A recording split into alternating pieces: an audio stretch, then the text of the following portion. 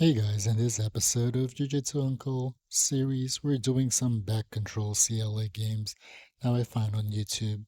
So the first game is pretty much just top player trying to keep just the back without connecting your hands. You can go any direction you want, you can grab whatever you want as long as you do chest to back. The bottom person's job is simply to face you. The second game will add a little bit more challenge for the bottom person. That means we are allowed to connect our hands any way we want, whether it's head and armpit or double unders, double over, it doesn't really matter. The bottom person's objective is still the same, put the back on the mat or face the person. And then in the last game, we will make it even more challenging and easier for the top person.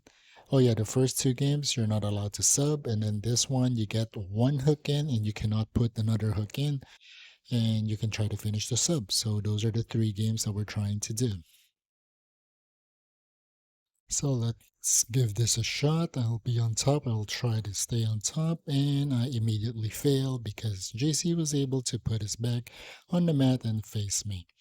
Now we switch immediately and we go. We essentially just pretty much just go right away. We're doing some corrections because obviously this is the first time we're doing it, but in essence, it's a good training, I think, for sensitivity for somebody in turtle to not stay in turtle and get into an offensive cycle, or at least not expose the back. And then for the top person, it's also quite important to understand the importance of chest to back and also see how challenging it is to actually do it without certain grips or hooks available, because obviously, as you can see, the ability to turn the torso to get the torsional turn is a big factor. So now we're in game two where we're allowed to connect our hands, which should make the torso rotation of the bottom player a little tougher. But again, since we don't have hooks, that means we don't really control the lower body portion as well. So here I'm trying to grab a little lower, but again, you can see that it's really not that difficult for the bottom person to escape. Now we switch positions, same objective. JC is holding a little differently rather than a head and arm. He is trying to maintain uh, chest to back while staying on top, but at the same time, he actually rolled over and we stopped, but I told him that we should continue going because technically my back is still touching his chest. But anyway, we restart and we start again. And you can see that my back control, chest to back control is really not as good as I imagine that I can do. I still fall off relatively easily. And that has been a challenge for me, especially in no gi, when you don't have a gi to like pull and keep the person in place longer. And I'll mention something later that we kind of realize as well. But for now, let's just stick to this. So right now, I try to sit on guard right away rather than fight from turtle, which achieves the objective a lot quicker. Now we switch to the game where we're allowed to have one hook, and then we're also allowed to sub, but we're not allowed to start with our arms connected at this point. So we start rolling, and obviously the availability of one hook changes the dynamics so much in terms of how you can control the spine and how you can control the rotation a lot better. In combining I made a little mistake there. I'm not supposed to put the second hook in. That's why the sub became a lot easier, but I wasn't supposed to put the second hook in based on the parameters. And now we do the same thing with me at the bottom and JC's trying to take my top. And again, I'm trying to roll away just to face, and that's what I was trying. But you can see that one hook, that twister hook at the bottom, we're trying to keep the hook at the bottom as much as we can. And as I try to go up and turtle, doing this like continuous roll for me is something that I'm trying to add to my game to induce movement rather than just fight from a static position. I got out of that, so now we switch again, we try again, and we go, and I'm trying to get like a half Nelson type of grip. And this is the part when if I have to like focus on moving my lower hooks, um moving my hook to the low side rather than the top side. In this exercise, we're not allowed to go to mount. So as soon as JC was able to put his back on the mat, we restart. And now it's still the same. We're still doing the same thing. Again, I'm trying to do my rolling escape movement thing. But I kind of realize this when the bottom hook gets deep, like a twister hook deep, I'm actually and even if I put my back down on the mat, you're quite susceptible to spine twister type of attacks. And obviously, because there is a limitation right now in getting the second hook as well as going to mount, this gives me as a top player a little bit more advantage because it's more constraints for the bottom person in terms of finish options. So I'm just trying my best to get my back in the mat, and JC's doing a really good job like sticking to my back. He's actually scooting his hips under me a lot more often than I do, and he jumps over to the other side anticipating my rollout, and that was awesome. That was excellent, but changed direction in the last minute and got out.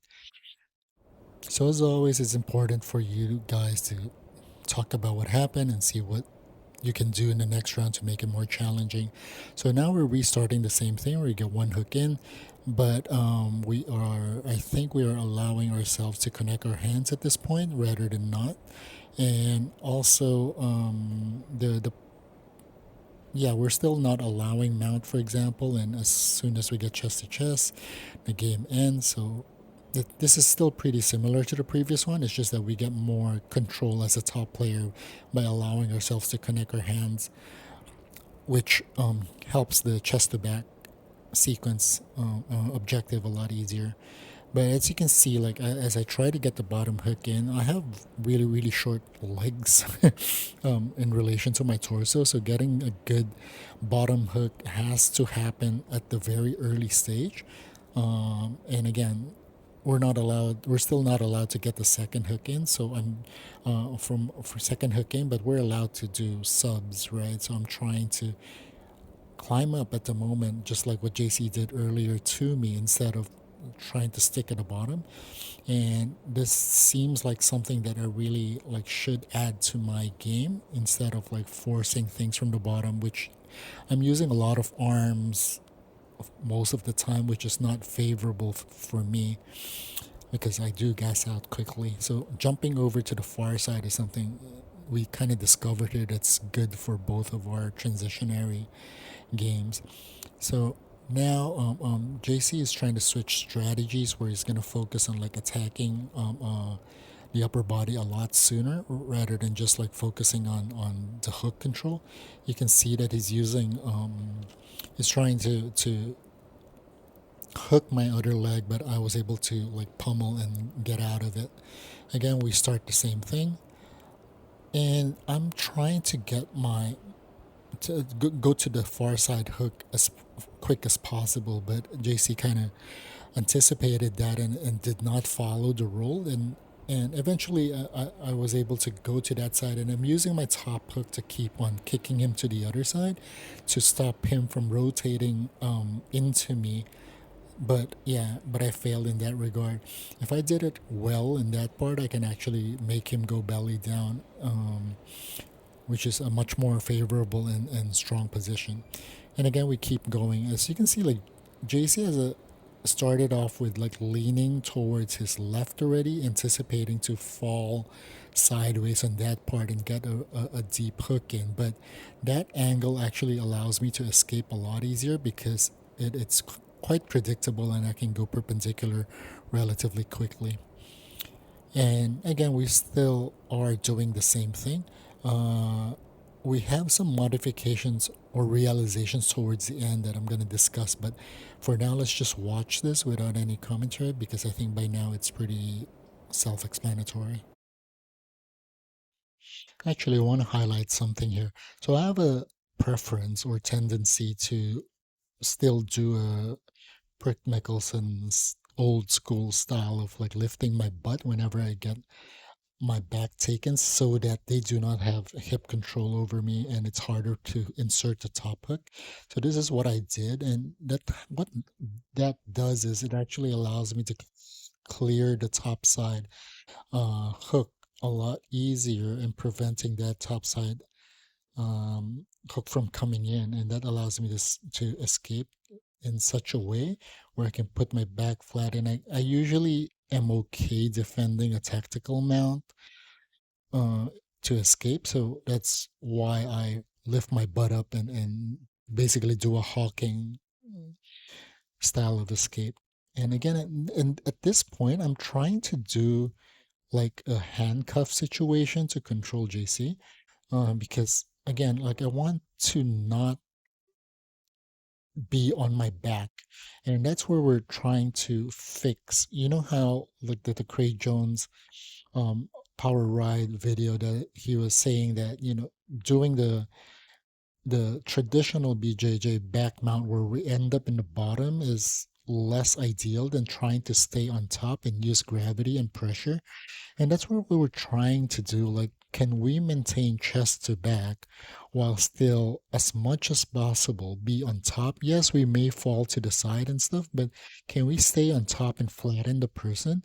And as the bottom person, can you like be aware enough to not get like belly down squished flat as well? So that's something that we realized that it would have been really good to add to our game, because like being flat on your back, and even if you get hooks and stuff, it's really hard to keep the person on in no gi, because of the lack of grips, as well as just the limitations of it. And that was it. Our game was done at the moment, so we're just like reviewing certain moments where we realized, oh, there are some angles and attacks that we can do. One of it is like when we switch our, because we're not allowed to put the second hook by the way, so we're able to actually crawl the top hook close to the armpit and eventually do a back mount triangle switch, right? So we get this kind of like, you see, you grab your own leg all the way to the armpit. That kind of controls the underhook, which frees up your arm. And then you switch arms as you try to scoot your back out. You actually have quite a lot of leverage and hip movement and leg movement to able to thread your calf and Achilles down, and it allows you to finish a triangle that is really, really quite mean and tight. So that's all I have. I hope you enjoyed it, and like, comment, and subscribe, and I'll see you guys in the next one.